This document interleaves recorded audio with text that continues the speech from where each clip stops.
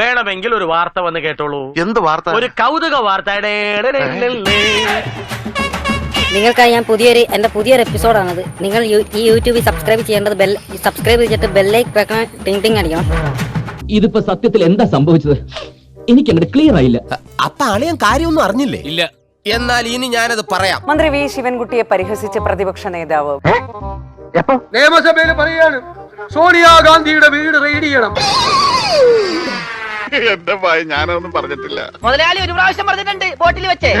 മുതലാളി മറന്നുപോയതാ. സ്വർണം അവിടെയുണ്ട്.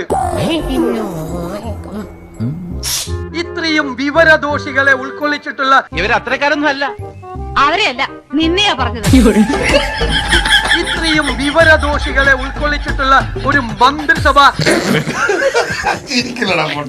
ഈ കേരളത്തിന്റെ ചരിത്രത്തിലില്ല. നീ ഒരാളായിട്ട് ചുമ്മാ ഇവരെ പോലത്തെ ആളുകള് മന്ത്രിമാരായിരിക്കാൻ യോഗ്യതയുള്ളവരാണോ?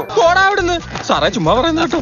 നമുക്ക് എന്ത് ചെയ്യാൻ പറ്റും? വേറെ ആരും ഇല്ലല്ലോ. ഞങ്ങളുടെ വികാരം ഒന്ന് മനസ്സിലാക്കുക. അസംബന്ധം പറയാൻ നിയമസഭയിൽ കയറിയെന്ന്. അവസരം കിട്ടിയപ്പോഴത്തേക്ക് എന്നിട്ട് നിയമസഭയിൽ എങ്ങനെ പ്രവർത്തിക്കണം എന്ന് പ്രതിപക്ഷത്തിന് ക്ലാസ് എടുക്കുകയാണ്. ആര്? മറ്റേ അണ്ടർവെയർ പുറത്ത് കാണിച്ച് മുണ്ടു മടക്കി കൊത്തി.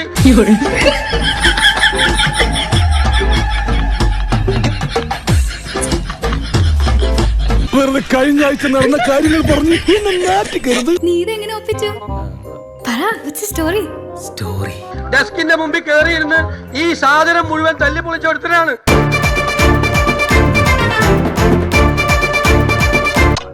തന്നെയാ വിളിക്കുന്നേ.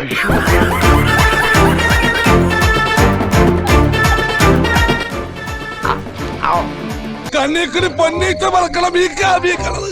നമുക്ക് ക്ലാസ് എടുക്കുകയാണ്. ഭയങ്കരം തന്നെ. എന്താണ് തമാശയാക്കാണ്? അല്ല തമാശയാക്കാണ്. അങ്ങനെ ആക്കണ്ട. ഇവരൊക്കെ വിദ്യാഭ്യാസ മന്ത്രിയായിരിക്കുമ്പോ സ്കൂളില് പഠിക്കേണ്ട സ്ഥിതി നമ്മുടെ പിള്ളേർക്ക് ഉണ്ടായല്ലോ. കഷ്ടമൊന്നല്ലാതെ എന്താ പറയാ? എല്ലാം വിധിയുടെ വിളയാട്ടം. ആ എക്സസൈസ് കൊടുത്താൽ നമുക്ക് ബോധമില്ലാതെ പറഞ്ഞെന്ന് വിചാരിക്കരുത്. സതീശന്റേത് തരംതാഴ്ന്ന പദപ്രയോഗം എന്നായിരുന്നു ശിവൻകുട്ടിയുടെ മറുപടി. അവന്റെ അമ്മയുടെ വീടിന്റെ തൊട്ടടുത്ത് തന്നെ എന്റെ വീട്. എന്നിട്ട് അവൻ എന്നോട് ഇങ്ങനെ പെരുമാറണേ. പറഞ്ഞത് ലോനപ്പാ എന്തേട്ടോ ഉണ്ടോക്കി കാണിക്കരുത്. ഇല്ല ഏട്ടോ. ചെന്നങ്ങ് പറഞ്ഞേരെ, ഞാനങ്ങ് പേടിച്ചു പോകും. ഉള്ള കാര്യം പറയാലോ. സാറിന് എന്നെ ഭയങ്കര പേടിയാ. അതുകൊണ്ട് സാറിന്റെ അടുത്ത് മിണ്ടാത്തത്. അതേ ഭാഷയിൽ അതേ രീതിയിൽ ഞങ്ങൾ തിരിച്ചടിച്ചാൽ നിങ്ങൾ എന്ത് ഭയങ്കര വീട്ടിലാണല്ലോ നിങ്ങള്. സതീശൻ പേടിക്കില്ല എന്നുള്ളത് മാത്രമല്ല, സതീശൻ പേടിക്കില്ല എന്നുള്ളത് മാത്രമല്ല, നീ എന്ത് തേങ്ങയാടി പറയുന്നേ? എനിക്കൊന്നും മനസ്സിലാവുന്നില്ലല്ലോ. ചിലപ്പോ മൂത്രം ഒഴിച്ചു. ഇപ്പോഴും ഏത് കൊലകമ്പനും പെടുക്കും. ഫ്രാങ്കിനെ കണ്ട് പേടിച്ചിട്ടാ അവന്മാർക്ക് പെടുക്കാൻ മുട്ടുമ്പോ അപ്പൊ അത് ഞങ്ങളെ കൊണ്ട് ചെയ്യിപ്പിക്കില്ല. സമരം ചെയ്യാനും മലമുണ്ടാക്കാനും അല്ലാതെ വേറൊരു പണി ഞങ്ങൾക്കറിയില്ല. ബാക്കി വിശേഷം വന്നിട്ട് പറയാം. വരട്ടെ. This program is sponsored by